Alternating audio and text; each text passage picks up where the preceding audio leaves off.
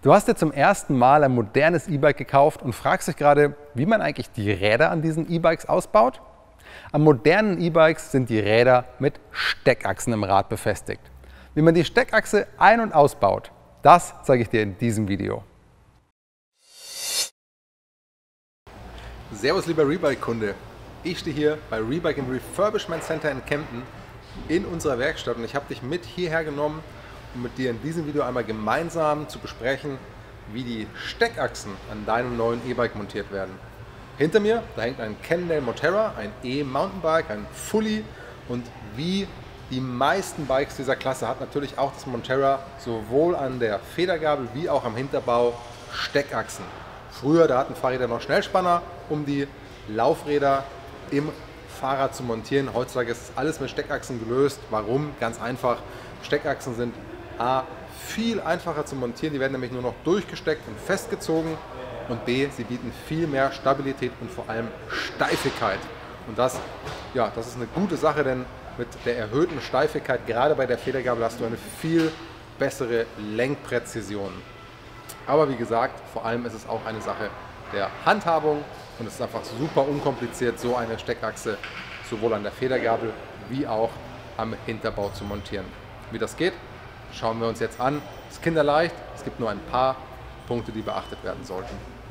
Wir fangen mit dem Vorderrad an, und zwar ist hier an dieser RockShox Lyric eine Steckachse verbaut, für die ich einen Imbusschlüssel brauche. Das ist ein 6er Inbus, und von wo stecke ich den Inbus in die Steckachse?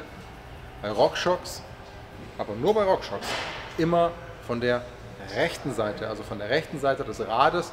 Die rechte Seite ist die Antriebsseite, also die Seite, auf der die Schaltung sitzt.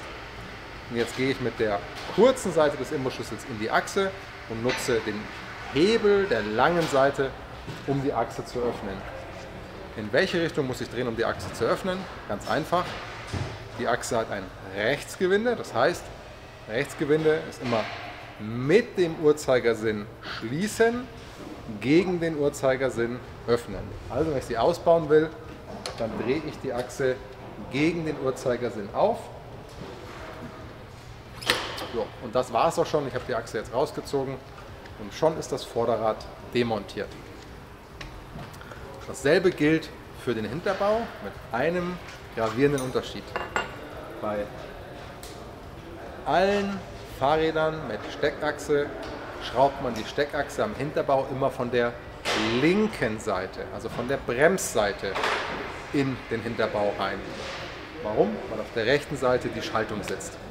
Das heißt, ich muss jetzt erstmal das Fahrrad einmal kurz umdrehen, um dir zeigen zu können, wie man am Hinterrad die Steckachse ausbaut.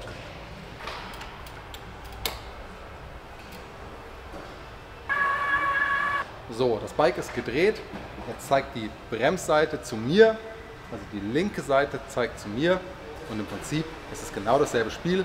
Auch hier, wir haben ein Rechtsgewinde an der Achse, das heißt, um die Achse festzuziehen, drehe ich im Uhrzeigersinn, um die Achse zu lösen, öffne ich sie gegen den Uhrzeigersinn. Und um das Hinterrad jetzt auszubauen, gehe ich wieder mit der kurzen Seite des Imbusschlüssels in die Achse und nutze den Hebel der langen Seite, um die Achse gegen den Uhrzeigersinn aufzuschrauben. Und sobald das Gewinde geöffnet ist, kann ich die Achse auch schon aus dem Hinterbau rausziehen. So einfach. Ich halte jetzt gerade noch das Hinterrad mit der Hand fest, damit ich die Achse jetzt hier direkt wieder einsetzen kann und sie im Uhrzeigersinn drehend festschraube im Hinterbau. Auch hier die Frage, wie viel Kraft brauche ich? Ist genau gleich wie am Vorderrad auch. Ich lege wieder meine Finger auf die lange Seite des Imbusschlüssels, meinen kleinen Finger an die äußerste Kante der langen Seite und schraube jetzt mit einer Drehung aus dem Handgelenk heraus die Achse fest. Ganz wichtig, wenn ihr euch da unsicher seid oder wenn ihr auf Nummer sicher gehen wollt, nutzt wirklich einen Drehmomentschlüssel, und wie viel Drehmoment du brauchst, das steht immer auf den Achsen aufgedruckt. Sowohl an den Achsen der Federgabeln wie auch an den Steckachsen am Hinterbau. Es steht immer außen aufgedruckt, wie viel Drehmoment der Hersteller für seine Achse empfiehlt. Und dann kannst du das Drehmoment einfach an den Drehmomentschlüssel einstellen und kannst dir sicher sein, dass die Achse dann so fest verschraubt ist. Das war's auch schon. So einfach ist das Ganze. Und jetzt wünsche ich dir ganz viel Spaß beim selber machen und noch viel mehr Spaß beim selber Radeln. Ride on. Ciao, der Maxi von Rebike. Wenn E-Bike, dann Rebike.